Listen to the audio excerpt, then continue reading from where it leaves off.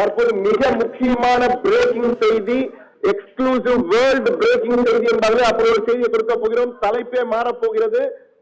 தலையில்லாத முண்டமாகியது பாகிஸ்தான். பாகிஸ்தானின் தலைவர்கள் அனைவரும் ஓடி ஒளிந்து விட்டார்கள். பாகிஸ்தான் பிரதமர் ஓடி ஒளிந்து விட்டார். பாகிஸ்தானுடைய முக்கிய அமைச்சர்கள் நாட்டை விட்டு 3 அமைச்சர்கள் ஓடிவிட்டார்கள். மற்ற அமைச்சர்கள் பதுங்குழியில் பதுங்கி விட்டார்கள். தற்போது தளபதி எங்கிருக்கிறார் என்றே தெரியவில்லை. அவரும் தற்போது பதுங்கி விட்டதாக தகவல் வந்து கொண்டிருக்கிறது. எனவே தலையில்லாத முண்டமானது பாகிஸ்தான் என்ற வகையில் தான் கூற வேண்டும். அங்க தலைவர்களே இல்லாத நிலை தற்போது உருவாகி இருக்கிறது. தலைவர்கள் இல்லாத ஒரு சூழ்நிலையில் பாகிஸ்தான் இருக்கிறது. பாகிஸ்தானை விட்டு ஓடிய அமைச்சர்கள் 3 அமைச்சர்கள், பாகிஸ்தானுடைய நிதி அமைச்சர், பாதுகாப்பு அமைச்சர் எல்லாம் தப்பி ஓடிவிட்டதாக தகவல்கள் வந்து கொண்டிருக்கின்றன. சமூக வலைதளங்களில் இந்த தகவல்கள் பாகிஸ்தானின் சமூக வலைதளங்களிலே பரவலாக வந்து கொண்டிருக்கிற தகவலை தான் தற்போது நாம் கொடுத்துக் கொண்டிருக்கிறோம்.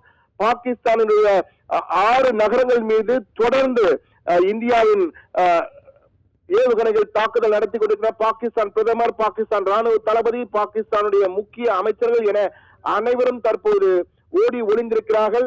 தற்போது நிர்வாகத்தை நடத்துவது யார் என்று தெரியாத அளவுக்கு பாகிஸ்தான் திணறி கொண்டிருக்கிறது என்றுதான் கூற வேண்டும்.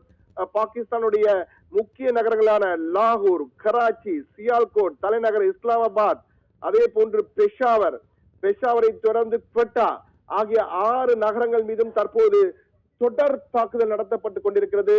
ஏவுகணை வீச்சிலே தற்போது உருக்குலைந்து கொண்டிருக்கிறது பாகிஸ்தான் தான் கூற வேண்டும். சற்று முன் நாம் ஒரு காட்சியை பார்த்தோம். பாகிஸ்தானுடைய ஜின்னா மார்க்கெட், பாகிஸ்தானினுடைய லாகூர் நகரிலே மிக முக்கியமான சந்தை அந்த ஜின்னா சந்தை தான். அந்த ஜின்னா சந்தை எப்படி பார்க்கலாம், அந்த காட்சியை பார்க்கலாம். கார்களும் ஒரு பக்கம் அந்த டெப்ரி என்று கூறுவார்கள், அது போன்ற ஒரு குண்டு வீச்சு நடந்தால் என்ன நடக்கும் என்பதை பார்த்துக் கொண்டிருக்கிறோம். சிதறி கிடக்கின்ற காட்சிகள், பொருட்கள் எல்லாம் உருக்குலைந்து சிதறி கிடக்கின்ற காட்சிகள், கார்கள் பாதிக்கப்பட்டிருக்கின்றன. அந்த இடமே ஒரு போர்க்களம் என்பார்கள், அந்த போர்க்களம் போல காட்சி கொண்டிருக்க, அங்கங்கு பற்றி எரிந்து கொண்டிருக்கின்றன. அந்த அளவுக்கு தாக்குதல் தற்போது ஏவுகணை மூலமாக நடத்தப்பட்டிருக்கிறது என்ற காட்சிகளை நாம் பார்த்துக் கொண்டிருக்கிறோம். மிக கடுமையான லாகூர் ஜின்னா சந்தை, அந்த காட்சி லாகூர் மார்க்கெட், ஜின்னா மார்க்கெட் காட்சியை தான் தற்போது பார்த்துக் கொண்டிருக்கிறோம். எனவே பாகிஸ்தான் அமைச்சர்கள் தப்பி ஓடிவிட்டார். ஒரு பக்கம் பாகிஸ்தான் பிரதமரை பதுங்கு குழிக்குள் ஜாக்கிரதையாக அழைத்து சென்று விட்டது அவருடைய பாதுகாப்பு படை. ராணுவ தளபதி முனீர் எங்கு இருக்கிறார் என கடந்த 36 மணி நேரமாக தேடிக்கொண்டிருக்கிறார்கள். பாகிஸ்தானின் ராணுவ தலைமை தளபதி முனீர், ஆசிம் முனீர், அந்த காட்சிகள், அவருடைய அந்த ஆசிம் முனீருடைய காட்சிகள் நமக்கு வரப்போகின்றன.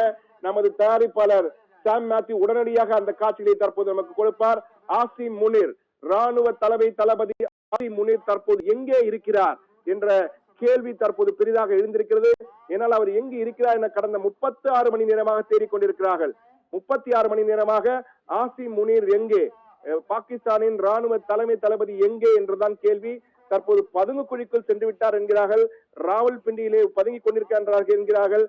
நாட்டை விட்டு தப்பி சென்று விட்டார். தலைமறைவா தப்பி ஓட்டமா என்பதுதான் தற்போது மிக முக்கியமான கேள்வியாக இருக்கிறது. தற்போது தலைமறைவா தப்பி ஓட்டமா, பாகிஸ்தான் தளபதி தலைமறைவா தப்பி ஓட்டமா என்பதுதான் தற்போது மிக முக்கியமான கேள்வியாக இருக்கிறது. எனவே அந்த வகையில் பாகிஸ்தான் மிகப்பெரிய பாதிப்பை என்ற தகவல் தான் தற்போது நமக்கு கிடைத்திருக்கிறது. எனவே பாகிஸ்தான் தலைவர்களே, அமைச்சர்கள், தலைமை நிர்வாகமே தற்போது திண்டாடி கொண்டிருக்கிறது. எங்கே இருக்கிறார்கள் அவர்கள் என்பது யாருக்கும் தெரியாத சூழல் காணப்படுகிறது.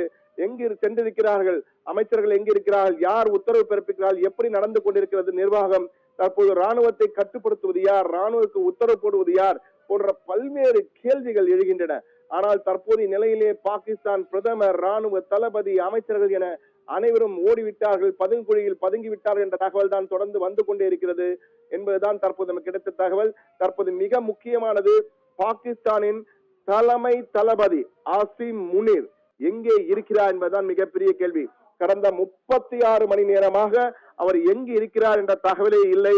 அவர் பொது நிகழ்ச்சியில் கலந்து கொள்ளவில்லை, பதுங்கு குழியில் இருக்கிறார் என்று கூறினார்கள். ஆனால் தற்போது அவரை பதவியிலிருந்து நீக்கிவிட்டதாகவும் ஒரு தகவல் கசிந்து கொண்டிருக்கிறது. எனவே பாகிஸ்தானை விட்டு ஓடிய அமைச்சர்கள் என்று தலைப்பு வந்து கொண்டிருக்கிறது.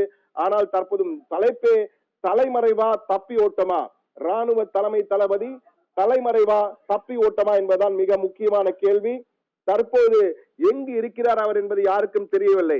ஆசிம் முனீர் எங்கு இருக்கிறார் என்பது யாருக்கும் தெரியவில்லை என்பதுதான் மிக முக்கிய கேள்வி. தற்போது தலைமறைவா தப்பி ஓட்டமா என்பதுதான் தற்போது கேள்வியாக இருக்கிறது. நாட்டை விட்டு தப்பி ஓடிவிட்டாரா அல்லது தலைமறைவாக எங்காவது இருக்கிறாரா அல்லது பதுங்கு குழியில் இருந்து கொண்டு உத்தரவுகளை பிறப்பிக்கிறாரா என்ற கேள்வி. ஆனால் தற்போது பாகிஸ்தானிலேயே தற்போது ஒரு கேள்வி எழுந்திருக்கிறது.